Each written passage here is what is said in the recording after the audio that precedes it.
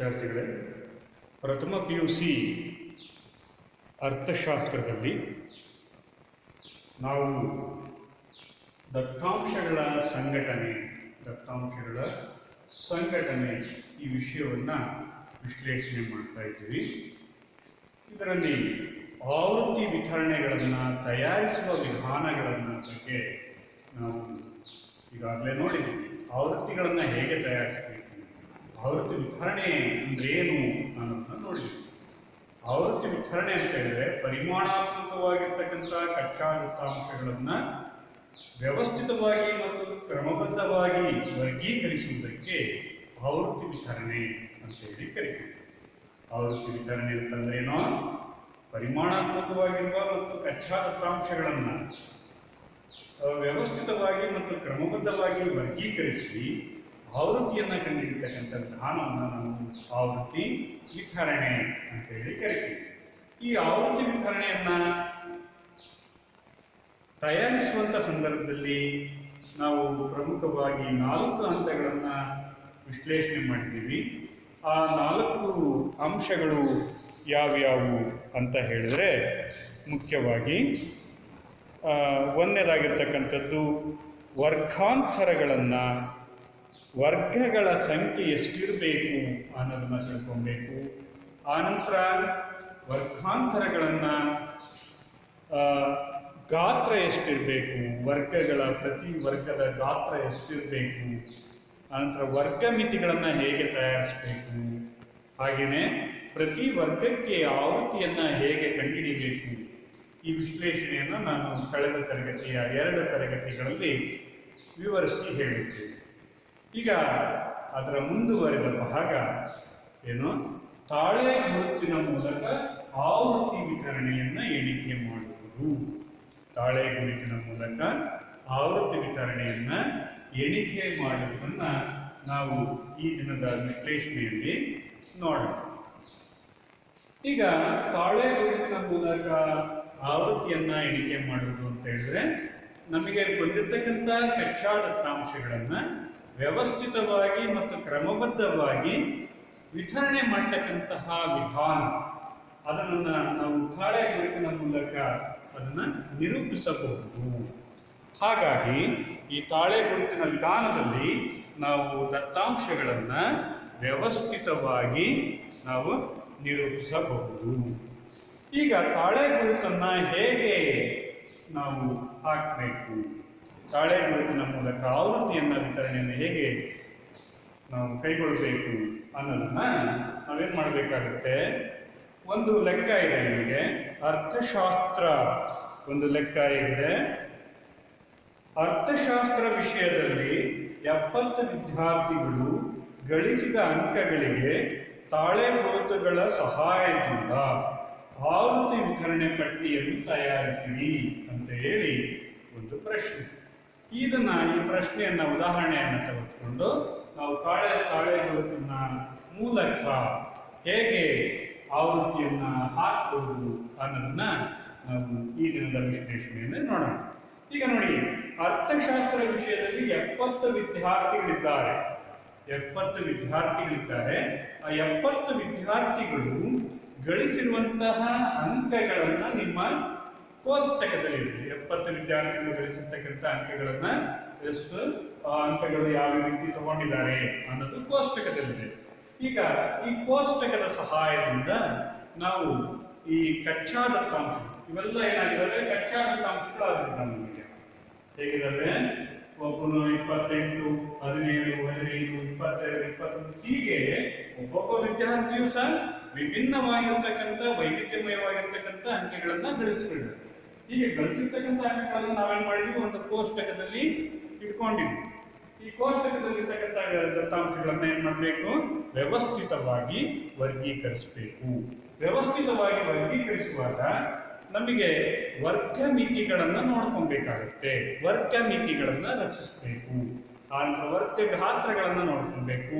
ಹಾಗೆಯೇ ಪ್ರತಿ ವರ್ಗಗಳ ಸಂಖ್ಯೆ ಎಷ್ಟಿರಬೇಕು, ಇವೆಲ್ಲದನ್ನು ಸಹ ನಾವು ಈಗ ಅನ್ವಯಕ್ಕೆ ತೆಗೆದುಕೊಳ್ಳೋದ್ರ ಮೂಲಕ ಇದನ್ನು ಪ್ರಾರಂಭ ಮಾಡೋಣ.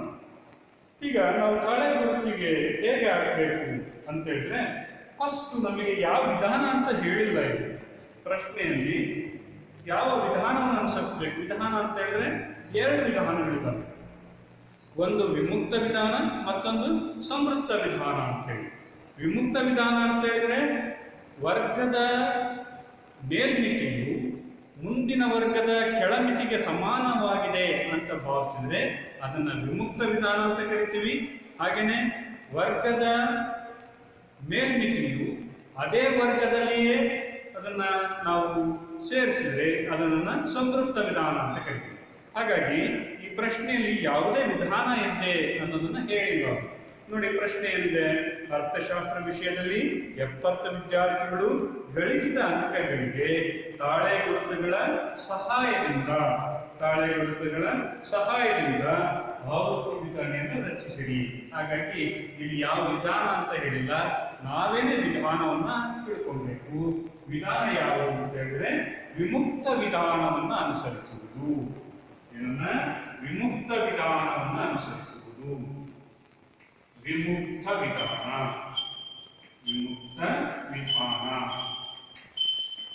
ವಿಮುಕ್ತ ವಿಧಾನವನ್ನ ಅನುಸರಿಸುವುದು. ವಿಮುಕ್ತ ವಿಧಾನ ಅಂತ ಹೇಳಿದ್ರೇನು? ಒಂದು ವರ್ಗದ ಮೇಲ್ಮಿತಿಯು ಅದರ ಮುಂದಿನ ವರ್ಗದ ಕೆಳಮಿತಿಗೆ ಸಮಾನ ಎಂದು ಪರಿಗಣಿಸುವುದು. ಒಂದು ವರ್ಗದ ಮೇಲ್ಮಿತಿಯು ಅದರ ಮುಂದಿನ ವರ್ಗದ ಕೆಳಮಿತಿಗೆ ಸಮಾನ ಅಂತ ಹೇಳಿ ನಾವು ಒಂದು ಕಲ್ಪನೆಯನ್ನು ಮಾಡಿಕೊಂಡು ಈ ವಿಧಾನದ ಮೂಲಕ ತಾಳೆ ಗುರುತನ್ನು ಹಾಕ್ತೀವಿ. ಆನಂತರ ಈ ಕೊಟ್ಟಿರ್ತಕ್ಕಂತಹ ದತ್ತಾಂಶಗಳು ಅಂದ್ರೆ 70 ಜನ ವಿದ್ಯಾರ್ಥಿಗಳಿಗೆ ಗಳಿಸಿರ್ತಕ್ಕಂಥ ಅಂಕಗಳಲ್ಲಿ ಕನಿಷ್ಠ ಮೌಲ್ಯ ಮತ್ತು ಗರಿಷ್ಠ ಮೌಲ್ಯವನ್ನು ತಿಳ್ಕೊಬೇಕು. ಇಲ್ಲಿ ಕೊಟ್ಟಿರ್ತಕ್ಕಂಥ ದತ್ತಾಂಶಗಳಲ್ಲಿ ಕನಿಷ್ಠ ಮೌಲ್ಯ ಎಷ್ಟಿದೆ, ಮತ್ತೊಂದು ಗರಿಷ್ಠ ಮೌಲ್ಯ ಯಾವುದಿದೆ ಅನ್ನೋದನ್ನ ನಾವು ತಿಳ್ಕೊಬೇಕಾಗುತ್ತೆ. ಕನಿಷ್ಠ ಮೌಲ್ಯ ಯಾವುದು? ಕನಿಷ್ಠ ಅಂತ ಹೇಳಿದ್ರೆ ಕನಿಷ್ಠ ಮೌಲ್ಯ ಇಲ್ಲಿ 1 ಅಂಕವನ್ನು ಪಡೆಯುತ್ತಾರೆ. ಇಲ್ಲಿ ನೋಡಿ, 1 ಅಂಕವನ್ನು ಪಡೆಯುತ್ತಾರೆ ಮತ್ತು ಇನ್ನೊಬ್ಬ ವಿದ್ಯಾರ್ಥಿ ಒಂದು, ಮತ್ತೊಬ್ಬ ವಿದ್ಯಾರ್ಥಿ ಇನ್ನೊಂದು ಅಂಕವನ್ನು ಪಡ್ಕೊಂಡಿದ್ದಾರೆ. ಹಾಗಾಗಿ ಇಬ್ಬರು ವಿದ್ಯಾರ್ಥಿಗಳು ಕನಿಷ್ಠ ಅಂಕವನ್ನು ಪಡೆದಿದ್ದಾರೆ. ಕನಿಷ್ಠ ಮೌಲ್ಯ ಎಷ್ಟಿದೆ ಇಲ್ಲಿ? 1. ಕನಿಷ್ಠ ಮೌಲ್ಯ 1 ಇದೆ. ಕನಿಷ್ಠ ಮೌಲ್ಯ 1 ಇದೆ. ಹಾಗೇನೆ ಗರಿಷ್ಠ ಅಂತ ಹೇಳಿದ್ರೆ ಗರಿಷ್ಠ ಅಂಕಗಳನ್ನ ಪಡೆದಿರ್ತಕ್ಕಂಥ ವಿದ್ಯಾರ್ಥಿಗಳು. ಗರಿಷ್ಠ ಮೌಲ್ಯ ಎಷ್ಟಿದೆ? ಗರಿಷ್ಠ ಮೌಲ್ಯ 37 ಅಂಕಗಳಿವೆ. 37 ಅಂಕ ಇದೆ. 37 ಅಂಕವನ್ನ ಗರಿಷ್ಠವಾಗಿ ಪಡೆದ. ಅಂದ್ರೆ ಚಲಕದ ಮೌಲ್ಯಗಳು 1ರಿಂದ ಹಿಡಿದು 37ರವರೆಗೆ ಇದೆ. ಹೀಗಾಗಿ ಈ ಗರಿಷ್ಠ ಮತ್ತು ಕನಿಷ್ಠ ಮೌಲ್ಯಗಳ ಒಟ್ಟಾರೆ ನಾವು ನೋಡಿದ್ರೆ 1ರಿಂದ 37 ಅಂಕಗಳನ್ನ ಪಡೆದಿರ್ತಕ್ಕಂತಹ ವಿದ್ಯಾರ್ಥಿಗಳು ಇಲ್ಲಿ ಕಂಡು ಬಂದಿದ್ದಾರೆ. ಹಾಗಾದ್ರೆ ನಾವು ವರ್ಗಾಂತರವನ್ನ ಎಷ್ಟು ಇಟ್ಕೊಳ್ಬೇಕು, ವರ್ಗಾಂತರವನ್ನ ಯಾವುದರ ಪ್ರಮಾಣದಲ್ಲಿ ಇರಬೇಕು ಮತ್ತು ವರ್ಗಗಳ ಸಂಖ್ಯೆ ಎಷ್ಟಿರಬೇಕು, ವರ್ಗಗಳ ಸಂಖ್ಯೆಯನ್ನ ತಿಳ್ಕೊಬೇಕು. ವರ್ಗಗಳು ಎಷ್ಟಿರಬೇಕು ಮತ್ತು ವರ್ಗಾಂತರಗಳು ಎಷ್ಟಿರಬೇಕು ಅವು ಸಹ ನಮ್ಮ ಕಲ್ಪನೆಗೆ ಅನುಸಾರವಾಗಿಯೇ ನಾವು ಮಾಡ್ಕೊಬೇಕಾಗುತ್ತೆ. ಹಾಗಾಗಿ ಅವ್ರೇನು ಹೇಳಿಲ್ಲ, ಲೆಕ್ಕದಲ್ಲಿ ಹೇಳಿದ್ರೆ ನಾವು ಮಾಡ್ಕೊಬೋದಿತ್ತು. ವರ್ಗಗಳ ಸಂಖ್ಯೆ ಎಷ್ಟಿರಬೇಕು ಅಥವಾ ವರ್ಗಾಂತರ 10 ಇರುವ ಹಾಗೆ ತಾಳೆ ಗುರುತನ್ನು ರಚಿಸಿರಿ ಅಂತ ಹೇಳಿದ್ರೆ ನಾವು ಅದನ್ನು ಮಾಡಬಹುದು. ಅಥವಾ ವರ್ಗಾಂತರ 5 ಇರುವ ಹಾಗೆ ಅಥವಾ ವರ್ಗಾಂತರ 6 ಇರುವ ಹಾಗೆ ಅಂತ ಅವರೇನೇ ಪ್ರಶ್ನೆಯಲ್ಲಿ ಹೇಳಿದ್ರೆ ನಾವು ಅದನ್ನೇ ಇಟ್ಕೊಬೇಕಾಗಿತ್ತು. ಹಾಗಾಗಿ ಇಲ್ಲಿ ನಮ್ಮ ಪ್ರಶ್ನೆಯಲ್ಲಿ ಅದೇನು ಹೇಳಿಲ್ಲ. ಪ್ರಶ್ನೆ ಏನು ಹೇಳಿದರೆ, ಅರ್ಥಶಾಸ್ತ್ರ ವಿಷಯದಲ್ಲಿ 70 ವಿದ್ಯಾರ್ಥಿಗಳು ಗಳಿಸಿದ ಅಂಕಗಳಿಗೆ ತಾಳೆ ಗುರುತುಗಳ ಸಹಾಯದಿಂದ ಆವೃತ್ತಿ ವಿತರಣೆಯನ್ನ ತಯಾರಿಸಿರಿ ಅಂತ ಇದೆ. ಹಾಗಾಗಿ ನಾವೇನೆ ಏನ್ ಮಾಡ್ಕೊಬೇಕಾಗುತ್ತೆ, ವರ್ಗಾಂತರಗಳನ್ನು ಇಟ್ಕೊಬೇಕಾಗುತ್ತೆ. ನನ್ನ ಈ ಒಂದು ಉದಾಹರಣೆಯಲ್ಲಿ ವರ್ಗಾಂತರ 5 ಇದೆ ಅಂತ ಇಟ್ಕೊಂಡಿದ್ದೀನಿ. ವರ್ಗಾಂತರ 5 ಅಂತ ಇಟ್ಕೊಂಡಿದ್ದೀನಿ. ಹಾಗೇನೆ ವರ್ಗಗಳ ಸಂಖ್ಯೆ 8 ಮಾಡ್ಕೊಡ್ತೀನಿ. ವರ್ಗಗಳ ಸಂಖ್ಯೆಯನ್ನ ಎಷ್ಟು ಮಾಡ್ಕೊಡ್ತೀನಿ? 8 ಮಾಡ್ಕೊಡ್ತೀನಿ. ಹೀಗಾಗಿ ನಮ್ಮ ಇವನ್ನೆಲ್ಲ ಕಲ್ಪನೆಯನ್ನ ಮಾಡಿಕೊಂಡು ನಂತರ ನಾವು ತಾಳೆ ಗುರುತನ್ನು ಹಾಕೊಳ್ಳೋಕ್ಕೆ ಅನುಕೂಲ ಆಗುತ್ತೆ. ಹಾಗಾಗಿ ತಾಳೆ ಗುರುತನ್ನ ಹಾಕಬೇಕು ಅಥವಾ ಆವೃತ್ತಿ ವಿತರಣೆಯನ್ನು ನಾವು ರಚಿಸಬೇಕಾದ್ರೆ ಮೊದಲು ಏನೇನು ಮಾಡಬೇಕು ಅನ್ನೋದನ್ನು ತಿಳ್ಕೊಂಡಿದ್ದೀವಿ. ಹಾಗಾದ್ರೆ ಈಗ ವರ್ಗಗಳನ್ನು ಮೊದಲು ನಾವು ನೋಡ್ಕೊಬೇಕಾಗುತ್ತೆ.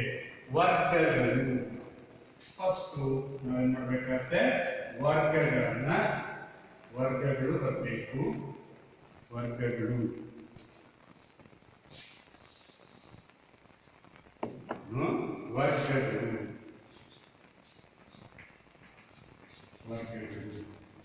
ವರ್ಗಗಳು ಅಂತ ಹೇಳಿದ್ರೆ ವರ್ಗಗಳ ಸಂಖ್ಯೆ ಎಷ್ಟಿರಬೇಕು, ವರ್ಗಗಳ ಸಂಖ್ಯೆ ಯಾವ ಪ್ರಮಾಣದಲ್ಲಿ ಇರಬೇಕು ಅನ್ನೋದನ್ನ ನಾವು ನೋಡ್ಬೇಕು. ವರ್ಗಗಳು ವರ್ಗಾಂತರ ಎಷ್ಟಿರಬೇಕು ಅಂತ ಇಟ್ಕೊಂಡಿದ್ದೀವಿ, 5 ಅಂತ ಇಟ್ಕೊಂಡು 0ಯಿಂದ 5, 5ರಿಂದ 10, 10ರಿಂದ 20, 10ರಿಂದ 15, 15ರಿಂದ 20, 15ರಿಂದ 20, 15ರಿಂದ 20, 15ರಿಂದ 20, 20ರಿಂದ 25, 25ರಿಂದ 30, 30ರಿಂದ 35, 35ರಿಂದ 40.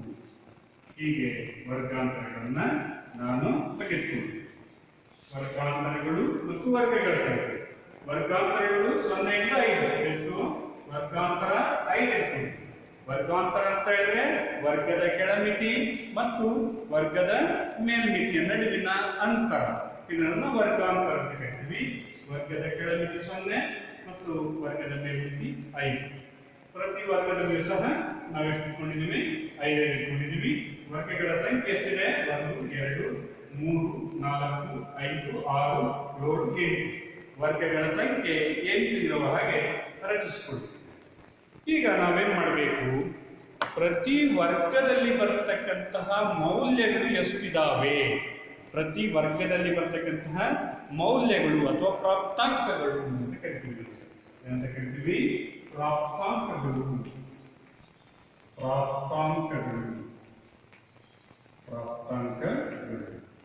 ಎಷ್ಟು ಇದಾವೆ ಅನ್ನೋದನ್ನ ನಾವು ನೋಡೋಣ. ಪ್ರಾಪ್ತಾಂಕಗಳು ನೋಡಿ, 0ಯಿಂದ 5, 0ಯಿಂದ 5, 5 ಬಂದ್ರೆ 5 ಏನಾದ್ರು ಮೌಲ್ಯ ಬಂದ್ರೆ ಅದು ಮುಂದಿನ ವರ್ಗಕ್ಕೆ ಏನಾಗುತ್ತದೆ, ಸೇರಲ್ಪಡುತ್ತೆ. ಹಾಗಾಗಿ ಇದನ್ನು ವಿಮುಕ್ತ ವಿಧಾನ. ವಿಮುಕ್ತ ವಿಧಾನ ಅಂದ್ರೆ ವರ್ಗದ ಮೇಲ್ಮಿತಿಯು ಅದರ ಮುಂದಿನ ವರ್ಗಕ್ಕೆ ಸೇರಿದ್ರೆ ಅದನ್ನ ವಿಮುಕ್ತ ವಿಧಾನ ಅಂತ ಕರಿತೀವಿ. ಇಲ್ಲಿ 5 ಅಂತ ಬಂದ್ರೆ ಅದು ಮುಂದಿನ ಸಂಖ್ಯೆಗೆ ಹೋಗ್ಬೇಕು. ಈಗ ಮೊದಲನೇದು, ಈ ಒಂದು ಸಾಲಲ್ಲಿ ಈ ಒಂದು ಲಂಬದಲ್ಲಿರ್ತಕ್ಕಂತಹ 0ಯಿಂದ 4 ಪ್ರಾಪ್ತಾಂಕಗಳು ಎಷ್ಟಿದ್ದಾವೆ ಅಂತ ಎಣಿಸ್ಕೊಬೇಕು. ಮೊದಲನೇದಾಗಿರ್ತಕ್ಕಂಥದ್ದು 2 ಇದೆ, ಹಾಗಾಗಿ ಪ್ರಾಪ್ತಾಂಕ 2. ಹಾಗೇನೆ 4 ಇದೆ, ಹಾಗಾಗಿ ಇಲ್ಲಿ 4. ಮತ್ತೆಷ್ಟಿದೆ, 1 ಇದೆ, ಹಾಗೇನೆ 1.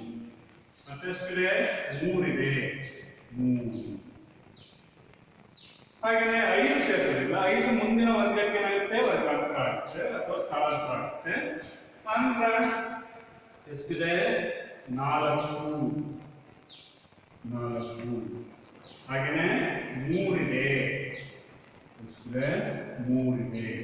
3ನ್ನ ಸಮ ತಗೋಬೇಕು. ಆ ನಂತರ ಇನ್ನೊಂದು 3 ಬಂದಿದೆ, 3. ಹಾಗೇನೆ 2 ಇದೆ, 2. ಅದೇ ರೀತಿ ಮತ್ತೆ 2 ಬಂದಿದೆ, 2. ಹಾಗೇನೆ ನೋಡಿ 4 ಬಂದಿದೆ. 4 ಅಂಕವನ್ನು ಪಡೆದಿರ್ತಕ್ಕಂಥ ವಿದ್ಯಾರ್ಥಿ ಹೋಗ್ತಿದ್ದಾರೆ, 4 ಅಂಕ. ಹಾಗೇನೆ ಮತ್ತೆಷ್ಟು ಬಂದಿದೆ, ಇಲ್ಲಿ 1 ಅಂಕವನ್ನು ಪಡೆದಿರ್ತಕ್ಕಂಥ ವಿದ್ಯಾರ್ಥಿ ಇದ್ದಾನೆ, 1 ಅಂಕ. ಹಾಗೇನೆ ಮತ್ತೆ ಯಾರಿದ್ದಾರೆ, 1ರಿಂದ 4 0ಯಿಂದ 4 ಇರಬೇಕು. 0ಯಿಂದ 4 ಯಾರಿಲ್ಲ.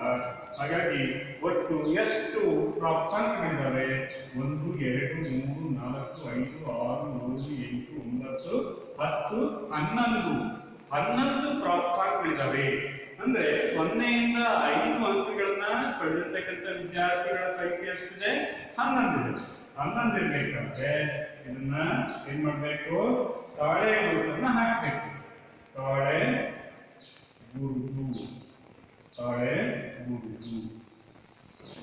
ತಾಳೆ ಗುರುತನ್ನು ಹಾಕ್ಬೇಕಾದ್ರೆ ಪ್ರತಿ ಪ್ರಾಪ್ತಾಂಕಕ್ಕೂ ಸಹ ಒಂದು ಗೆರೆಯನ್ನು ಹೊಡಿಬೇಕು. ಪ್ರತಿ ಪ್ರಾಪ್ತಾಂಕ 1 2 3 4, 1 2 3 4. ಈ 5ನೇ ಪ್ರಾಪ್ತಾಂಕ ಬಂದಾಗ 4ರ ಮೇಲೆ 4ರ ಪ್ರಾಪ್ತಾಂಕಕ್ಕೆ ಅಡ್ಡಗೆರೆಯನ್ನ ಪಡಿಬೇಕಾಗುತ್ತೆ. ಇದನ್ನು ತಾಳೆ ಗುರುತು ಅಂತ ಕರೀತೀವಿ. ಮತ್ತೆ 1 2 3 4 5, 1 2 3 4 1, ಅಲ್ಲಿಗೆ 1. ಅಲ್ಲಿಗೆ ಎಷ್ಟಾಯ್ತು ಒಟ್ಟು? ಆವೃತ್ತಿ ಎಷ್ಟು? 11. ಆವೃತ್ತಿ ಎಷ್ಟಿದೆ? 11. ಆವೃತ್ತಿ 11. ಹಾಗೆಯೇ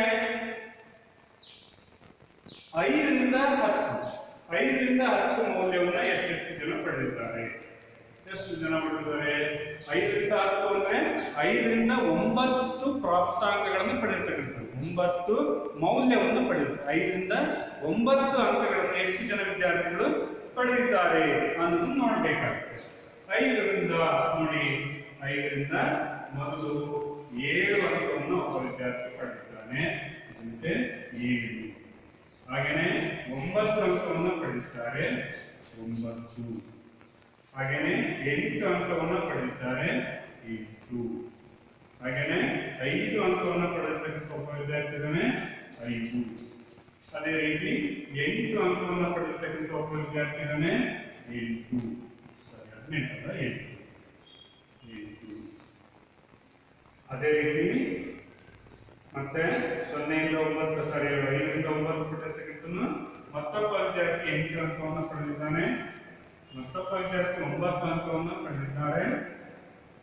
ಅದೇ ರೀತಿ 6 ಅಂಕವನ್ನು ಪಡೆದಂತಹ ಒಬ್ಬ ವಿದ್ಯಾರ್ಥಿ ಇದ್ದಾನೆ. ಹಾಗೆಯೇ 9 ಅಂಕವನ್ನು ಪಡೆದಿರ್ತಕ್ಕಂಥ ಒಬ್ಬ ವಿದ್ಯಾರ್ಥಿ ಇದ್ದಾನೆ. ನಂತರ 7 ಅಂಕವನ್ನು ಪಡೆದಿರ್ತಕ್ಕಂಥ ಒಬ್ಬ ವಿದ್ಯಾರ್ಥಿ ಇದ್ದಾನೆ. ಹಾಗೇನೆ ಮತ್ತೆ 6 ಅಂಕವನ್ನು ಪಡೆದಿರ್ತಕ್ಕಂಥ ಒಬ್ಬ ವಿದ್ಯಾರ್ಥಿ ಇದ್ದಾನೆ ಮತ್ತು 9 ಅಂಕವನ್ನು ಪಡೆದಿರ್ತಕ್ಕಂತಹ ಒಬ್ಬ ವಿದ್ಯಾರ್ಥಿ ಇದ್ದಾನೆ. ಹೀಗೆ ನಾವು ಪ್ರಾಪ್ತಾಂಕಗಳನ್ನ ನೋಡಿದ್ವಿ. ಈ ಪ್ರಾಪ್ತಾಂಕಗಳು 0, 5ರಿಂದ 9 ಅಂಕಗಳನ್ನ ಪಡೆದಿರ್ತಕ್ಕಂತಹ ಒಟ್ಟು ವಿದ್ಯಾರ್ಥಿಗಳ ಸಂಖ್ಯೆ ಎಷ್ಟು ಜನ ಇದ್ದಾರೆ? 13 ವಿದ್ಯಾರ್ಥಿಗಳಿದ್ದಾರೆ. 1 2 3 4 5 6 7 8 9 10 11 12 ಮತ್ತು 13. ಹೀಗೆ ಇನ್ನು ಒಟ್ಟು ಎಷ್ಟು ಜನ? 13 ವಿದ್ಯಾರ್ಥಿಗಳು ಎಷ್ಟಿದ್ದಾರೆ? 13 ಇದ್ದಾರೆ. 1 2 3 4 5 6 7 8 9 10 11 12 ಮತ್ತು 13. 13 ಜನ ವಿದ್ಯಾರ್ಥಿಗಳನ್ನ ನಾವು ನೋಡಬಹುದು. 13 ಜನ. ಇಲ್ಲೊಬ್ರು 5 ಹೋಗ್ತಾ ಇದೆ ನೋಡಿ. ಈ 5ಅನ್ನ ಕೌಂಟ್ ಮಾಡ್ತೀವಿ. ಅಲ್ಲಿ ಒಟ್ಟು ಎಷ್ಟು ಜನ ಅಂದ್ರೆ 13 ಜನ ವಿದ್ಯಾರ್ಥಿಗಳು. 13 ಅಂದ್ರೆ 1 2 3 4. ಈಗ ತಾಳೆ ಗುರುತುಗಳನ್ನ ಹಾಕ್ಬೇಕಂದ್ರೆ 4 ಪ್ರಾಪ್ತಾಂಕಗಳನ್ನ ಹಾಕಿ ಅದ್ರ ಮೇಲೆ ಒಂದು ಅಡ್ಡಗೆರೆಯನ್ನು ಹೊಡೆದು ಅಲ್ಲಿಗೆ 5. ಹಾಗೇನೆ 1 2 3 4 ಅದ್ರ ಮೇಲೆ ಒಂದು ಅಡ್ಡಗೆರೆಯನ್ನು ಹೊಡೆಯುತ್ತೆ. ಹಾಗೇನೆ ಅಲ್ಲಿಗೆ ಎಷ್ಟಾಯ್ತು? 10 ಆಯ್ತು. 1 2 3. ಹಾಗಾಗಿ ಒಟ್ಟು ಆವೃತ್ತಿಗಳು ಎಷ್ಟು ಜನ ವಿದ್ಯಾರ್ಥಿಗಳು? 13 ಜನ ವಿದ್ಯಾರ್ಥಿಗಳು. 13 ಜನ ವಿದ್ಯಾರ್ಥಿಗಳು 0, 5ರಿಂದ 9 ಅಂಕಗಳನ್ನ ಪಡೆದಿರ್ತಕ್ಕಂಥ ವಿದ್ಯಾರ್ಥಿಗಳಿಂದ 5ರಿಂದ 10 ಅಂಕಗಳು. ಓಕೆ. ಇನ್ನು ನಂತರ 10ರಿಂದ 15. ಫಸ್ಟ್ ಎಷ್ಟಿದೆ? 10ರಿಂದ 15 ಮೊದಲನೇ ಇರ್ತಕ್ಕಂಥದ್ದು 12. ಹಾಗೇನೆ 10 ಈಗ ನೋಡಿ 10. ಅನಂತರ 12 10 ಎಷ್ಟು ಬರುತ್ತೆ? 12. 12 ಆದ್ಮೇಲೆ ಎಷ್ಟು ಬರುತ್ತೆ? 12 ಆದ್ಮೇಲೆ 14. 12 ಆದ್ಮೇಲೆ 14 ಬರುತ್ತೆ. 14. 14 ಆದ್ಮೇಲೆ 13. 13 ಆದ್ಮೇಲೆ 11. 11ನ್ನ 10ರಿಂದ 15ರ ಒಂದು ವರ್ಗಾಂತರದಲ್ಲಿ ನಾವು ಸೇರಿಸಬೇಕಾಗುತ್ತೆ. ಆ ನಂತರ 11 ಆದ್ಮೇಲೆ ಯಾವ ಅಂಕೆ ಬರುತ್ತೆ? 11 ಆದ್ಮೇಲೆ ಯಾವುದೇ ಇರೋದಿಲ್ಲ. ಹಾಗಾಗಿ ಒಟ್ಟೆಷ್ಟು 1 2 3 4 5 6 ಜನ ವಿದ್ಯಾರ್ಥಿಗಳು 10ರಿಂದ 15 ಅಂಕಗಳನ್ನ ಪಡೆದಿದ್ದಾರೆ. ಎಷ್ಟು ಜನ? 6 ಜನ ವಿದ್ಯಾರ್ಥಿಗಳು. ತಾಳೆ ಏನ್ ಮಾಡಬೇಕು? 1 2 3 4 ಜನ ಪ್ರಾಪ್ತಾಂಕಗಳು. ಅದರ ಮೇಲೆ ಒಂದು ಅಡ್ಡಗೆರೆಯನ್ನು ಹೊಡೆಯಬೇಕು. ಅಡ್ಡಗೆರೆಯನ್ನು ಹಾಕಬೇಕು. ಅಲ್ಲಿಗೆ ಎಷ್ಟಾಯ್ತು? 5 ಮತ್ತೆ 1. ಹಾಗಾಗಿ ಒಟ್ಟು ಆವೃತ್ತಿ ಎಷ್ಟಿದು? 6. ಆವೃತ್ತಿ 6. ಈಗ 15ರಿಂದ 20 ಅಂಕಗಳನ್ನು ಪಡೆದಿರ್ತಕ್ಕಂಥ ವಿದ್ಯಾರ್ಥಿಗಳು, 15ರಿಂದ 20 ಅಂಕಗಳನ್ನು ಪಡೆದಿರ್ತಕ್ಕಂಥ ವಿದ್ಯಾರ್ಥಿಗಳ ಸಂಖ್ಯೆ ಎಷ್ಟು? ಅಂದ್ರೆ 15ರಿಂದ 19 ಅಂಕದವರೆಗೆ ನಾವು ಈ ಪ್ರಾಪ್ತಾಂಕಗಳನ್ನು ಏನ್ ಮಾಡಬೇಕಾಗುತ್ತೆ? ಸೇರಿಸಬೇಕಾಗುತ್ತೆ. ಯಾಕಂತ ಹೇಳಿದ್ರೆ ವಿಮುಕ್ತ ವಿಧಾನವನ್ನು ಅನುಸರಿಸ್ತಾ ಇದ್ದೀವಿ. 15ರಿಂದ 20 ಅಂಕಗಳು. ಮೊದಲು 17, ನಂತರ 18, ಅದ್ಮೇಲೆ ಒಬ್ಬರು 15 ಅನ್ನು ತಗೊಂಡಿದ್ದಾರೆ. 15, ನಂತರ 16, ನಂತರ ಎಷ್ಟು? 16, ನಂತರ 16. ಹಾಗೇನೆ ಮತ್ತೆ 16 ಆದ್ಮೇಲೆ 15 ಅಂಕವನ್ನು ಒಬ್ಬ ವಿದ್ಯಾರ್ಥಿ ಪಡೆದಿದ್ದಾರೆ. 15. ನಂತರ ಮತ್ತೆ 15 ಅಂಕವನ್ನು ಪಡೆದಿದ್ದಾರೆ. ಇವ್ರನ್ನ ಒಂದು ಗುಂಪಲ್ಲಿ ಸೇರಿಸಬೇಕಾಗುತ್ತೆ. 15. ನಂತರ 16, ಎಷ್ಟು? 16. ನಂತರ 16 ಆದ್ಮೇಲೆ ಎಷ್ಟು? 18 ಬರಬೇಕು. 18 ಆದ್ಮೇಲೆ ಎಷ್ಟು? 15 ಜನ.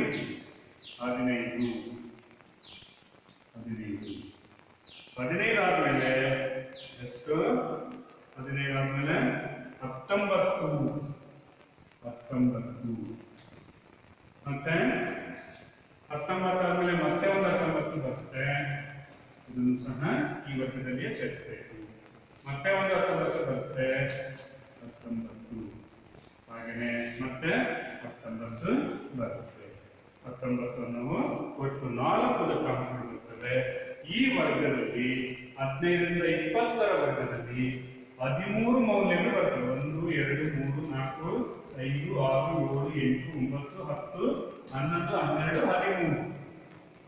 ಎಷ್ಟು? 15ರಿಂದ 20ರ ವರ್ಗಾಂತರದಲ್ಲಿ ಬರ್ತಕ್ಕಂತಹ ಪ್ರಾಪ್ತಾಂಕಗಳ ಒಟ್ಟು ಸಂಖ್ಯೆ 13.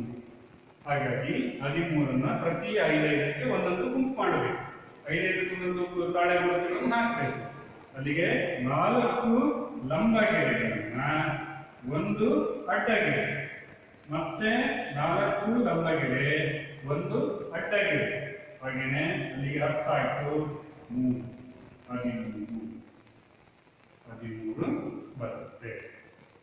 ನಂತರ 20ರಿಂದ 25ರ ಮೌಲ್ಯಗಳು. 20ರಿಂದ 25ರ ಮೌಲ್ಯಗಳು ಅಂದ್ರೆ 20ರಿಂದ 25 ಅಂಕಗಳನ್ನ ಪಡೆದಿರ್ತಕ್ಕಂತಹ ವಿದ್ಯಾರ್ಥಿಗಳು. 20ರಿಂದ 25 ಅಂಕಗಳನ್ನ ಪಡೆದಿರ್ತಕ್ಕಂತಹ ವಿದ್ಯಾರ್ಥಿಗಳು ಎಷ್ಟು ಜನ ಇದ್ದಾರೆ? ಅಂತ ಹೇಳಿದ್ರೆ ಒಟ್ಟು ನೋಡೋಣ ಯಾರು ಬರ್ತಾ ಇದ್ದಾರೆ ಅಂತ ಹೇಳಿ. ಮೊದಲು 22 ಅಂಕಗಳನ್ನ ಪಡೆದಿರ್ತಕ್ಕಂಥ ವಿದ್ಯಾರ್ಥಿ, ನಂತರ 21 ಅಂಕವನ್ನ ಪಡೆದಿರ್ತಕ್ಕಂಥ ವಿದ್ಯಾರ್ಥಿ, ನಂತರ 23 ಅಂಕವನ್ನ ಪಡೆದಿರ್ತಕ್ಕಂಥ ವಿದ್ಯಾರ್ಥಿ, 23 ಅಂಕಗಳನ್ನ ಪಡೆದಿರ್ತಕ್ಕಂಥ ಒಬ್ಬ ವಿದ್ಯಾರ್ಥಿ, ಹಾಗೇನೆ 20 ಅಂಕವನ್ನ ಪಡೆದಿರ್ತಕ್ಕಂತಹ ಒಬ್ಬ ವಿದ್ಯಾರ್ಥಿ. 20 ಅಂಕವನ್ನ ಸೇರಿಸಬೇಕಾಗುತ್ತೆ. ಹಾಗೇನೆ 21 ಅಂಕವನ್ನ ಪಡೆದಿರ್ತಕ್ಕಂಥ ಒಬ್ಬ ವಿದ್ಯಾರ್ಥಿ, 21 ಅಂಕವನ್ನು ಪಡೆದಿರ್ತಕ್ಕಂತಹ ಒಬ್ಬ ವಿದ್ಯಾರ್ಥಿ. ಮತ್ತೆ ಮತ್ತೆ ಒಬ್ಬ 21 ಅಂಕವನ್ನು ಪಡೆದಿದ್ದಾರೆ. 21 ಅಂಕವನ್ನು ಪಡೆದಿದ್ದಾರೆ. ಹಾಗೇನೆ 21 ಆದ್ಮೇಲೆ ಮತ್ತೆ 23 ಅಂಕಗಳನ್ನ ಪಡೆದಿದ್ದಾರೆ. ನೋಡೋಣ, 23 ಅಂಕವನ್ನ ಪಡೆದಿರ್ತಕ್ಕಂತಹ ಒಬ್ಬ ವಿದ್ಯಾರ್ಥಿ 23. ಹಾಗೇನೆ ನಂತರ 23 ಆದ್ಮೇಲೆ 20 ಅಂಕವನ್ನ ಪಡೆದಿರ್ತಕ್ಕಂಥ ಒಬ್ಬ ವಿದ್ಯಾರ್ಥಿ. 20 ಆದ್ಮೇಲೆ ಮತ್ತೆ ಒಬ್ಬ 20 ಅಂಕವನ್ನ ಪಡೆದಿದ್ದಾರೆ. ಹಾಗಾದ್ರೆ 20 ರಿಂದ 25 ಅಂಕಗಳನ್ನ ಗಳಿಸಿರ್ತಕ್ಕಂಥ ವಿದ್ಯಾರ್ಥಿಗಳ ಒಟ್ಟು ಎಷ್ಟು ಜನ ವಿದ್ಯಾರ್ಥಿಗಳು ಅಂತ ಹೇಳಿದ್ರೆ 1 2 3 4 5 6 7 8 9 ಜನ ವಿದ್ಯಾರ್ಥಿಗಳು 20 ರಿಂದ 25 ಅಂಕಗಳನ್ನ ಪಡೆದಿದ್ದಾರೆ. ಹಾಗಾದ್ರೆ 9 ತಾಳೆಗಳನ್ನು ಹಾಕಬೇಕಾದ್ರೆ 4 ಲಂಬಗೆರೆಗಳನ್ನ ಇಡಬೇಕು. ಅದ್ರ ಮೇಲೆ ಅಡ್ಡಲಾಗಿ ಒಂದು ಅಡ್ಡಗೆರೆಯನ್ನ ಎಳಿಬೇಕು. ಅಲ್ಲಿಗೆ ಎಷ್ಟಾಯ್ತು? 5 ಆಯ್ತು. ಆನಂತರ 4 ಗೆರೆಗಳನ್ನ ಎಳಿಬೇಕು. ಅಲ್ಲಿಗೆ 9 ಜನ ವಿದ್ಯಾರ್ಥಿಗಳು 20 ರಿಂದ 25 ಅಂಕಗಳನ್ನ ಪಡೆದಿದ್ದಾರೆ. ಇನ್ನ 25 ರಿಂದ 30 ಅಂಕಗಳನ್ನ ಪಡೆದಿರ್ತಕ್ಕಂತಹ ವಿದ್ಯಾರ್ಥಿಗಳ ಸಂಖ್ಯೆ. 25 ರಿಂದ 30 ಅಂಕಗಳನ್ನ ಪಡೆದಿರ್ತಕ್ಕಂತಹ ವಿದ್ಯಾರ್ಥಿಗಳ ಸಂಖ್ಯೆ ಎಷ್ಟಿದೆ ಅಂತ ಹೇಳಿದ್ರೆ ಮೊದಲನೇದಾಗಿರ್ತಕ್ಕಂಥದ್ದು 28.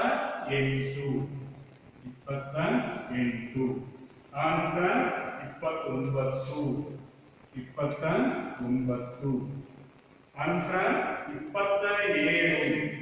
ನಂತರ 27 ವಿದ್ಯಾರ್ಥಿ ಅಂಕವನ್ನು ಒಬ್ಬ ವಿದ್ಯಾರ್ಥಿ ಪಡೆದಿದ್ದಾನೆ.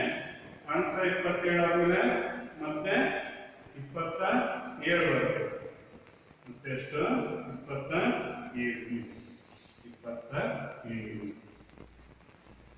27 ಅಂಕವನ್ನು ಪಡೆದಿದ್ದಾರೆ. ನಂತರ ಮತ್ತೆ ಬಂದಿದ್ದಾರೆ 29. ನಂತರ 29 ಆಯ್ತಾ? ಹಾಗೇನೆ 29 ಆದ್ಮೇಲೆ ಮತ್ತೆ ಯಾರು ಬರ್ತಾ ಇದ್ದಾರೆ? 25 ಮತ್ತೆ ಇಲ್ಲೊಬ್ಬ 25 ಇದೆ. ಹಾಗೇನೆ ಮತ್ತೆ ಇಲ್ಲಿ ಒಂದು 25 ಇದೆ. ಹಾಗಾಗಿ 25 ಆದ್ಮೇಲೆ ಒಟ್ಟು ಎಷ್ಟು ಬರ್ತವೆ? ಎಷ್ಟು ಜನ? 1 2 3 4 5 6 7 8 ಒಟ್ಟು 9 ಜನ ವಿದ್ಯಾರ್ಥಿಗಳು. 9 ಜನ ವಿದ್ಯಾರ್ಥಿಗಳು ಎಷ್ಟು ಅಂಕಗಳನ್ನು ಪಡೆದಿದ್ದಾರೆ? 25 ಅಂಕಗಳನ್ನ ಪಡೆದಿರ್ತಕ್ಕಂಥವ್ರು ಎಷ್ಟಿದ್ದಾರೆ? 9 ಜನ ವಿದ್ಯಾರ್ಥಿಗಳು. 9 ಜನ ವಿದ್ಯಾರ್ಥಿಗಳು. 1 2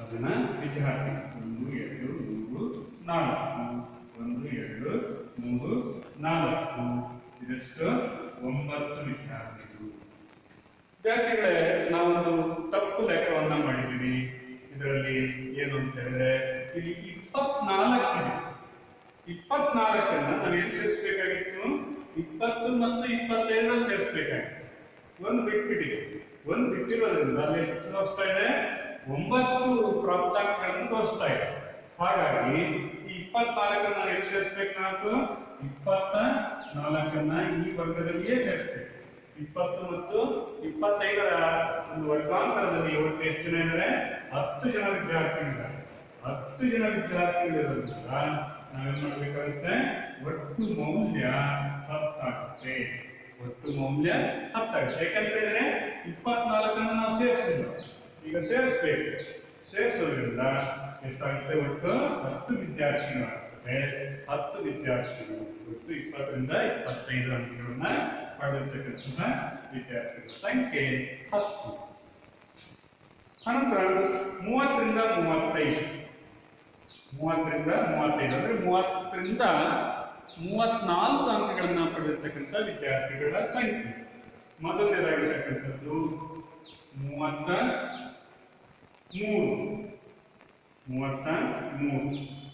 33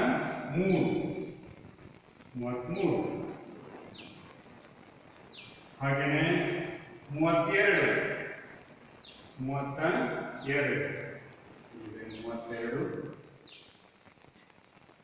ಅನಂತರ 31 ಅನಂತರ 32 ಅನಂತರ 30 ಮತ್ತೆ 32 ಅಲ್ಲಿಗೆ ಒಟ್ಟು ವಿದ್ಯಾರ್ಥಿಗಳು ಎಷ್ಟು ಜನ ಇರ್ತಾರೆ? 5 ಜನ ವಿದ್ಯಾರ್ಥಿಗಳು. 1 2 3 4 5 ಒಟ್ಟು ವಿದ್ಯಾರ್ಥಿಗಳು ಎಷ್ಟು? 30 ರಿಂದ 35 ಅಂಕಗಳನ್ನು ಪಡೆದಿರ್ತಕ್ಕಂಥ ವಿದ್ಯಾರ್ಥಿಗಳ ಸಂಖ್ಯೆ ಎಷ್ಟಿದೆ? 5 1 2 3 4 5 ಜನ ವಿದ್ಯಾರ್ಥಿಗಳು. ಆನಂತರ 35 ರಿಂದ 40 ಅಂಕಗಳನ್ನು ಪಡೆದಿರ್ತಕ್ಕಂಥವ್ರು, 35 ರಿಂದ 40 ಅಂಕಗಳನ್ನು ಪಡೆದಿರ್ತಕ್ಕಂಥವ್ರು. ಮೊದಲನೇದಾಗಿರ್ತಕ್ಕಂಥದ್ದು 36 ಅಂಕ. 36 ಅಂಕವನ್ನ ಒಬ್ಬ ವಿದ್ಯಾರ್ಥಿ ಪಡೆಯುತ್ತಾನೆ. ಹಾಗೇನೆ 37 ಅಂಕಗಳನ್ನ ಮತ್ತೊಬ್ಬ ವಿದ್ಯಾರ್ಥಿ ಪಡೆದಿದ್ದಾನೆ. ಮತ್ತೆ 37 ಅಂಕಗಳನ್ನ ಮತ್ತೊಬ್ಬ ವಿದ್ಯಾರ್ಥಿ ಪಡೆದಿದ್ದಾನೆ. ಹಾಗಾಗಿ ಒಟ್ಟು ಎಷ್ಟು? 3 ಜನ ವಿದ್ಯಾರ್ಥಿಗಳು ಅಂದ್ರೆ 3 ಲಂಬಗೆರೆಯನ್ನ ಎಳೆಯಬೇಕಾಗುತ್ತೆ. ಒಟ್ಟು ವಿದ್ಯಾರ್ಥಿಗಳ ಸಂಖ್ಯೆ ಎಷ್ಟು? 3. ಒಟ್ಟು ವಿದ್ಯಾರ್ಥಿಗಳ ಸಂಖ್ಯೆ ಎಷ್ಟಾಗುತ್ತೆ? 3. ಈ ಎಲ್ಲಾ ವಿದ್ಯಾರ್ಥಿಗಳನ್ನ ಕೂಡಿದಾಗ ಎಷ್ಟು ಬರುತ್ತೆ? ನಮಗೆ 70 ವಿದ್ಯಾರ್ಥಿಗಳು ಬರಬೇಕು. 70 ವಿದ್ಯಾರ್ಥಿಗಳು ನಮಗೆ ಕಂಡು ಬರಬೇಕು. ಹೀಗೆ ನಾವು ತಾಳೆ ಗುರುತುಗಳನ್ನು ಹಾಕಬೇಕಾಗುತ್ತೆ. ನಮ್ಮ ಪ್ರಶ್ನೆ ನಿಮಗೆ 6 ಅಂಕದ ಈ ಪ್ರಶ್ನೆಯನ್ನು ಕೇಳ್ತಾರೆ. ಅರ್ಥಶಾಸ್ತ್ರದ ವಿಷಯದಲ್ಲಿ 70 ಜನ ವಿದ್ಯಾರ್ಥಿಗಳು ಗಳಿಸಿರುವ ಅಂಕಗಳನ್ನು ಈ ಕೆಳಗಿನ ಕೋಷ್ಟಕದಲ್ಲಿ ನೀಡಲಾಗಿದೆ. ಇದರ ಸಹಾಯದಿಂದ ತಾಳೆ ಗುರುತುಗಳನ್ನು ಹಾಕಿರಿ ಅಥವಾ ತಾಳೆ ಗುರುತಿನ ಮೂಲಕ ಆವೃತ್ತಿ ವಿತರಣೆಯನ್ನು ರಚಿಸಿರಿ ಅಂತೇಳಿ ಕೇಳ್ತಾರೆ. ಆಗ ನೀವು ಕೊಟ್ಟಿರ್ತಕ್ಕಂಥ ದತ್ತಾಂಶಗಳನ್ನು ನೀವೇನು ಮಾಡಬೇಕು? ಅಲ್ಲಿ ಅವುಗಳನ್ನು ನೋಡಬೇಕು. ಒಂದು ಸಾರಿ ನೋಡಿಕೊಂಡಾಗ ಗೊತ್ತಾಗುತ್ತೆ. ಆವಾಗ ಯಾವ ವಿಧಾನವನ್ನು ಅನುಸರಿಸಬೇಕು? ಕೊಟ್ಟಿರ್ತಕ್ಕಂಥ ದತ್ತಾಂಶಗಳನ್ನು ನೀವು ಗಮನಿಸಿದ ತಕ್ಷಣ ನೀವು ಯಾವ ವಿಧಾನವನ್ನು ಅನುಸರಿಸಬೇಕು? ಯಾಕೆಂದ್ರೆ ಅದರಲ್ಲಿ ಹೇಳಿಲ್ಲ ವಿಧಾನ ಯಾವುದು ಅಂತ ಹೇಳಿಲ್ಲ. ಹಾಗಾಗಿ ಯಾವ ವಿಧಾನವನ್ನು ಅನುಸರಿಸಬೇಕು? ವಿಮುಕ್ತ ವಿಧಾನವನ್ನು ನಾವು ಅನುಸರಿಸಿದ್ದೀವಿ. ವಿಮುಕ್ತ ವಿಧಾನ ಅಂದರೆ ಒಂದು ವರ್ಗದ ಮೇಲ್ಮಿತಿಯ ಅದರ ಮುಂದಿನ ವರ್ಗದ ಕೆಳಮಿತಿಗೆ ಸಮಾನನಾಗಿದ್ದರೆ ಅದನ್ನು ವಿಮುಕ್ತ ವಿಧಾನ ಅಂತೇಳಿ ಕರಿತೀವಿ. ವರ್ಗದ ಮೇಲ್ಮಿತಿ 5 ಆಗಿದೆ, ಅದರ ಮುಂದಿನ ವರ್ಗದ ಮೇಲ್ಮಿತಿ ಕೆಳಮಿತಿ 5 ಆಗಿದೆ. ಹಾಗೆಯೇ 10 ವರ್ಗದ ಮೇಲ್ಮಿತಿ ಇದೆ, ಅದರ ಮುಂದಿನ ವರ್ಗದ ಕೆಳಮಿತಿ 10 ಆಗಿದೆ. ಹೀಗೆ ನಾವು ರಚಿಸಿಕೊಂಡ್ರೆ ಅದನ್ನು ವಿಮುಕ್ತ ವಿಧಾನ ಅಂತೇಳಿ ಕರಿತೀವಿ. ಈ ವಿಧಾನದಲ್ಲಿ ಈಗ 0 ರಿಂದ 5 ಅಂದರೆ 0 ರಿಂದ 5 ಅಂಕಗಳನ್ನ ಪಡೆದಿರ್ತಕ್ಕಂಥ ವಿದ್ಯಾರ್ಥಿಗಳು. 5 ಅಂದರೆ 5 ಅಂತ ಕಾಣೋಂಗಿಲ್ಲ, ಯಾಕೆಂದ್ರೆ ವಿಮುಕ್ತ ವಿಧಾನ.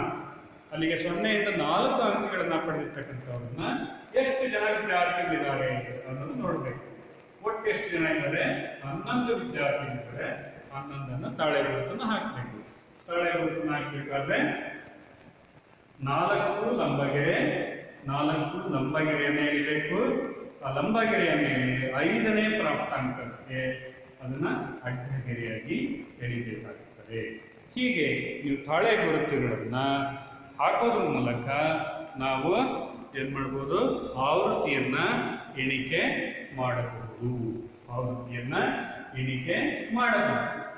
ಇದನ್ನು ನಾವು ಬಹಳ ಮುಖ್ಯವಾಗಿರ್ತಕ್ಕಂಥ ಒಂದು ಪ್ರಶ್ನೆ. ಇದು 6 ಅಂಕದ ಪ್ರಶ್ನೆಗೆ ಕೇಳ್ತಾರೆ.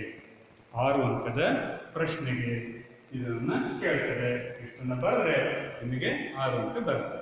ಆನಂತರ ಇದರಲ್ಲಿ ಮಧ್ಯ ಬಿಂದುವನ್ನು ಸಹ ನಾವು ಹಾಕ್ಬೋದು. ಮಧ್ಯ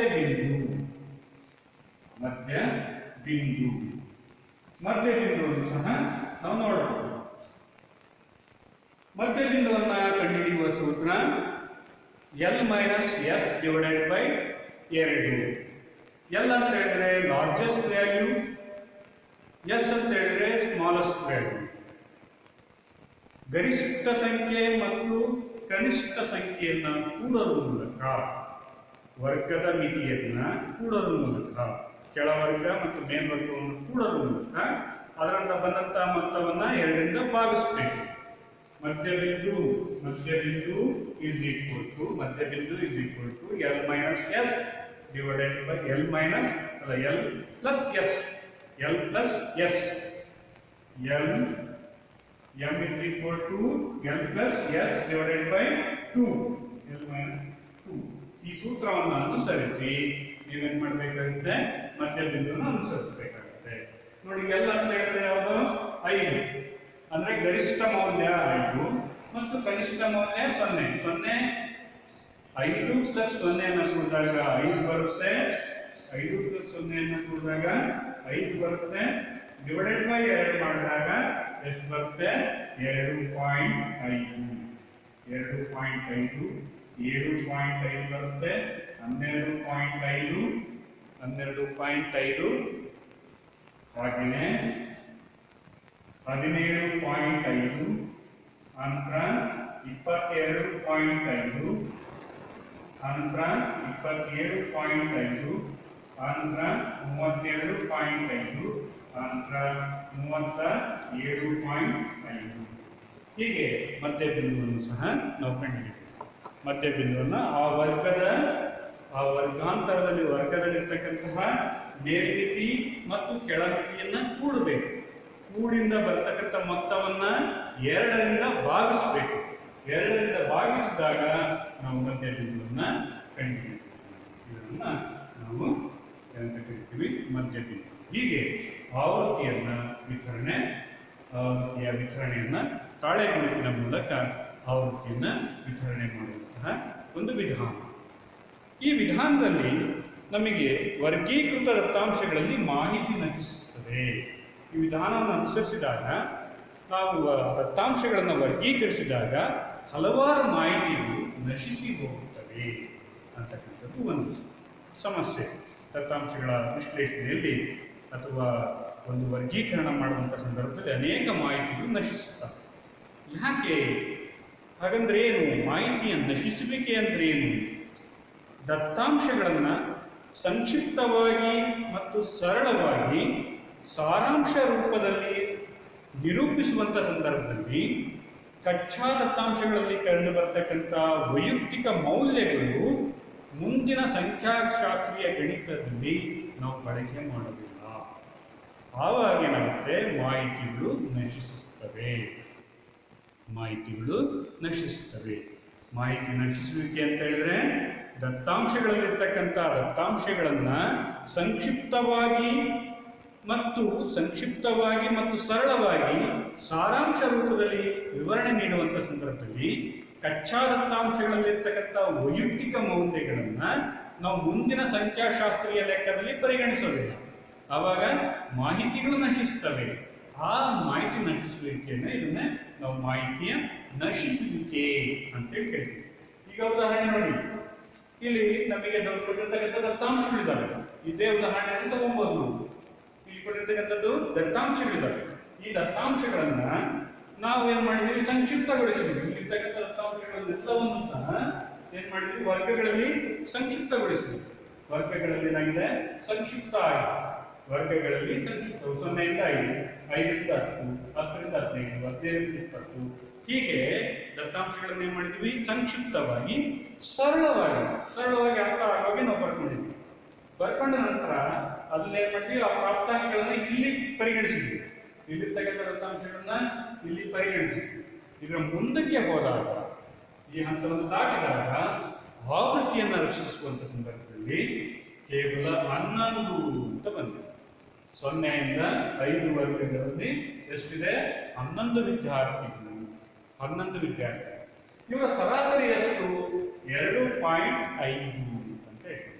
ಅಂದ್ರೆ ಮಧ್ಯಾಂಕವನ್ನ ನಾವು ಸಂಖ್ಯಾಶಾಸ್ತ್ರೀಯ ಗಣಿತಕ್ಕೆ ತಗೊಳ್ತೀವಿ. ಸಂಖ್ಯಾಶಾಸ್ತ್ರೀಯ ಎಣಿಕೆಯಲ್ಲಿ ಗಣಿತವನ್ನು ತಗೊಳ್ತೀವಿ. 2.5 ಆದರೆ ಅದರಲ್ಲಿರ್ತಕ್ಕಂಥ ದತ್ತಾಂಶಗಳನ್ನು ಯಾವುದನ್ನು ಸಹ ನಾವು ತಗೊಳ್ಳೋದಿಲ್ಲ. ಇದನ್ನ ವೈಯಕ್ತಿಕ ದತ್ತಾಂಶಗಳ ಮೌಲ್ಯಗಳ ನಶಿಸುವಿಕೆ ಅಂತ ಹೇಳಿ ಕರಿತೀವಿ. ಇನ್ನು ಮುಂದಿನದಾಗಿರ್ತಕ್ಕಂಥದ್ದು ವರ್ಗಗಳ ಅಸಮಾನ ವರ್ಗಗಳಲ್ಲಿ ಆವೃತ್ತಿ ವಿತರಣೆ. ಅಸಮಾನ ವರ್ಗಗಳಲ್ಲಿ ಆವೃತ್ತಿ ವಿತರಣೆ ಅಂತ ಕರಿತೀವಿ. ವರ್ಗಗಳ ನಡುವಿನ ಅಂತರ ಅಸಮಾನವಾಗಿ ವಿತರಣೆಯಾಗಿದ್ದರೆ ಅದನ್ನು ಅಸಮಾನ ವರ್ಗಗಳಲ್ಲಿನ ಆವೃತ್ತಿ ವಿತರಣೆ ಅಂತೇಳಿ ಕರಿತೀವಿ. ಅಸಮಾನ ವರ್ಗಗಳ ಆವೃತ್ತಿ ವಿತರಣೆ ಅಂತ ಹೇಳಿದ್ರೇನು, ವರ್ಗಗಳ ನಡುವಿನ ಅಂತರ ಅಸಮಾನವಾಗಿ ವಿತರಣೆಯಾಗಿದ್ದರೆ, ವರ್ಗಗಳ ನಡುವಿನ ಅಂತರ ಅಸಮಾನವಾಗಿ ವಿತರಣೆಯಾಗಿದ್ದರೆ ಅದನ್ನು ಅಸಮಾನ ವರ್ಗಗಳನ್ನ ಆವೃತ್ತಿ ವಿತರಣೆ ಅಂತೇಳಿ ಕರಿತೀವಿ. ಈಗ ಉದಾಹರಣೆಗೆ ಒಂದು 70 ಜನ ವಿದ್ಯಾರ್ಥಿಗಳಿದ್ದಾರೆ. 70 ಜನ ವಿದ್ಯಾರ್ಥಿಗಳು ಇದ್ದಾರೆ ಅಂತ ಹೇಳ್ತೀವಿ. 70 ಜನ ವಿದ್ಯಾರ್ಥಿಗಳಿದ್ದಾಗ ಅವರು 0ರಿಂದ 5, 5ರಿಂದ 10 ಹೆಚ್ಚು ನಮಗೆ ಎಲ್ಲಿ ಕಂಡು ಬರ್ತಾ ಇದ್ದಾರೆ? ಈ ವರ್ಗಗಳು 13 ಮತ್ತು 15, 5ರಿಂದ 10ರ ವರ್ಗದಲ್ಲಿ ಮತ್ತು 15ರಿಂದ 20ರ ವರ್ಗದಲ್ಲಿ ಏನಾಗಿದೆ? ವಿದ್ಯಾರ್ಥಿಗಳ ದಟ್ಟಣೆ ಕಂಡು ಬರ್ತಾ ಇದೆ. ಉಳಿದ ವರ್ಗಗಳಲ್ಲಿ ಅಂತಹ ದಟ್ಟಣೆಗಳು ಕಂಡು ಬರ್ತಾ ಇಲ್ಲ. ಉಳಿದ ಒಂದು ಅಂಕಗಳನ್ನು ಪಡೆದಿರ್ತಕ್ಕಂಥ ವಿದ್ಯಾರ್ಥಿಗಳು ಏನಾಗಿದ್ದಾರೆ? ಅಂತ ದಟ್ಟಣೆಗಳು ಕಂಡು ಬರ್ತಾ ಇಲ್ಲ. ಆಗ ನಾವು ವರ್ಗಗಳಲ್ಲಿ ವರ್ಗಾಂತರಗಳನ್ನು ಮಾಡಿಕೊಳ್ಬೇಕಾದಂಥ ಸಂದರ್ಭದಲ್ಲಿ ಏನಾಗ್ತದೆ? ಅಸಮಾನವಾಗಿರ್ತಕ್ಕಂಥ ವರ್ಗಗಳನ್ನು ನಾವು ರಚಿಸ್ಕೊಬೇಕಾಗುತ್ತೆ. ಅದನ್ನು ನಿಮ್ಮ ಪಠ್ಯ ಪುಸ್ತಕದಲ್ಲಿಯೂ ಸಹ ಸೇರಿಸಿದರೆ ನೋಡ್ಬೋದು. ಆ ಉದಾಹರಣೆಯನ್ನು ನೀವು ತೆಗೆದುಕೊಂಡು ನೋಡ್ಬೋದು. ಆನಂತರ ಇನ್ನು ಕೊನೆಯದಾಗಿರ್ತಕ್ಕಂಥದ್ದು ದ್ವಿಚಲಕ ಆವೃತ್ತಿ ವಿತರಣೆ. ದ್ವಿಚಲಕ ಆವೃತ್ತಿ ವಿತರಣೆ. ಈಗ ಉದಾಹರಣೆ ದ್ವಿಚಲಕ ಆವೃತ್ತಿ ವಿತರಣೆ ಅಂತ ಹೇಳಿದ್ರೆ, ಒಂದು ಆವೃತ್ತಿ ವಿತರಣೆಯಲ್ಲಿ 2 ಚಲಕದ ಮೌಲ್ಯಗಳು ಅಸ್ತಿತ್ವದಲ್ಲಿದ್ದರೆ ಅದನ್ನು ದ್ವಿಚಲಕ ಆವೃತ್ತಿ ವಿತರಣೆ ಅಂತ ಕರೀತಾರೆ. ಒಂದು ಆವೃತ್ತಿ ವಿತರಣೆಯಲ್ಲಿ 2 ಚಲಕಗಳ ಮೌಲ್ಯಗಳು ಅಸ್ತಿತ್ವದಲ್ಲಿದ್ದರೆ ಅದನ್ನು ದ್ವಿಚಲಕ ಆವೃತ್ತಿ ವಿತರಣೆ ಅಂತ ಹೇಳಿ ಕರೀತೀವಿ. ಅಂತ ಹೇಳಿದ್ರೆ ಇಲ್ಲಿ ಒಂದು ವರ್ಗ, ಒಂದು ಆವೃತ್ತಿ ವಿತರಣೆ ಇದೆ. ಆವೃತ್ತಿ ವಿತರಣೆಯಲ್ಲಿ ಅದನ್ನು ನಾವು ಹೇಗೆ ಉದಾಹರಣೆ ಹೇಳ್ಬೋದಪ್ಪ ಅಂತ ಹೇಳಿದ್ರೆ, ಒಂದು ಕುಟುಂಬ, ಅನೇಕ ಕುಟುಂಬಗಳಿದ್ದಾವೆ. ಅನೇಕ ಕುಟುಂಬಗಳಲ್ಲಿ ಏನಾಗಿದ್ದಾರೆ? ಒಂದು ಕುಟುಂಬದಲ್ಲಿ ಗಂಡ ಹೆಂಡತಿ, ಹೆಂಡತಿಯ ವಯಸ್ಸು ಮತ್ತು ಗಂಡನ ವಯಸ್ಸು. ಏನದು? ಗಂಡನ ವಯಸ್ಸು ಮತ್ತು ಹೆಂಡತಿಯ ವಯಸ್ಸು ಅಂತಕ್ಕಂಥದ್ದು 2 ಚಲಕ. ಹಾಗಾದ್ರೆ ಪ್ರತಿಯೊಂದು ಕುಟುಂಬದಲ್ಲಿಯೂ ಸಹ ನಾವೇನ್ ಮಾಡ್ತೀವಿ? ಅವರ ವಯಸ್ಸನ್ನು ದಾಖಲಿಸ್ತಾ ಹೋದ್ರೆ ಅಲ್ಲಿ ಏನ್ ಬರ್ತವೆ? 2 ಚಲಕಗಳು ಕಂಡು ಬರ್ತವೆ. ಒಂದ್ ಕಡೆ ಹೆಂಡತಿಯ ವಯಸ್ಸು ಕಂಡು ಬರ್ತದೆ, ಮತ್ತೊಂದು ಕಡೆ ಗಂಡನ ವಯಸ್ಸು ಅಂತಕ್ಕಂಥದ್ದು ಸಹ ಕಂಡು ಬರ್ತದೆ. ಅವೆರಡನ್ನು ಕೂಡಿದಾಗ ನಮಗೆ ನಾವೇನ್ ಮಾಡ್ತೀವಿ? ಆವೃತ್ತಿಯನ್ನ ಕಂಡುಹಿಡ್ತೀವಿ. ಹೀಗೆ ಆವೃತ್ತಿಯನ್ನ 2 ಚಲಕಗಳ ಮೌಲ್ಯಗಳು ಅಸ್ತಿತ್ವದಲ್ಲಿದ್ದರೆ ಅದನ್ನ ದ್ವಿಚಲಕ ಆವೃತ್ತಿ ಅಂತ ಹೇಳಿ ಕರೀತಾರೆ. ಇನ್ನು ಆವೃತ್ತಿ ಅನುವಿನ್ಯಾಸ ಅಂತಕ್ಕಂಥದ್ದು ಮತ್ತೊಂದು ಪರಿಕಲ್ಪನೆ. ಆವೃತ್ತಿ ಅನುವಿನ್ಯಾಸ. ಆವೃತ್ತಿ ಅನುವಿನ್ಯಾಸ ಅಂತ ಹೇಳಿದ್ರೆ ಆ ಸತತ ಚಲಕಗಳನ್ನ ನಾವು ಆವೃತ್ತಿ ವಿತರಣೆಯನ್ನ ತಯಾರಿಸಿದೆ. ಆ ಸತತ ಚಲಕಗಳಿಗೆ ಆವೃತ್ತಿ ವಿತರಣೆಯನ್ನು ತಯಾರಿಸಿದ್ದೇವೆ. ಅದನ್ನ ನಾವೆಂತ ಕರಿತೀವಿ?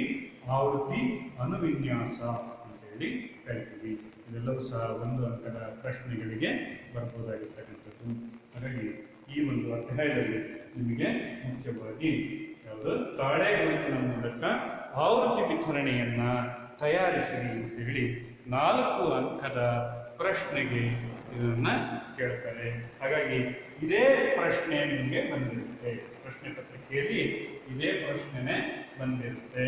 ನೀವು ಇದೇ ಪ್ರಶ್ನೆಗೆ ಹೀಗೆ ಅಭ್ಯಾಸ ಮಾಡಬೇಕು. 2-3 ಸಾರಿ ಅಭ್ಯಾಸ ಮಾಡಬೇಕು. ಯಾಕೆಂದ್ರೆ ಒಂದು ಮೌಲ್ಯ ಏನಾದರೂ ನಮಗೆ ಮಿಸ್ ಆಯಿತು ಅಥವಾ ಅದನ್ನ ಬಿಟ್ಟಿವಿ ಅಂತ ಹೇಳಿದ್ರೆ ಇಲ್ಲಿ ಏನಾಗುತ್ತೆ? ಆವೃತ್ತಿ ವಿತರಣೆಯಲ್ಲಿ ಏನಂತೆ ಒಂದು ಹೊಂದಾಣಿಕೆ ಬರೋದಿಲ್ಲ. ಹಾಗಾಗಿ ಪ್ರತಿಯೊಂದು ಮೌಲ್ಯ, ನಾವಿಲ್ಲಿ 24 ಅನ್ನೋ ಮೌಲ್ಯವನ್ನು ಬಿಟ್ಬಿಟ್ಟಿವಿ. 24 ಮೌಲ್ಯವನ್ನು ಬಿಟ್ಟಾಗ ಏನಾಯಿತು?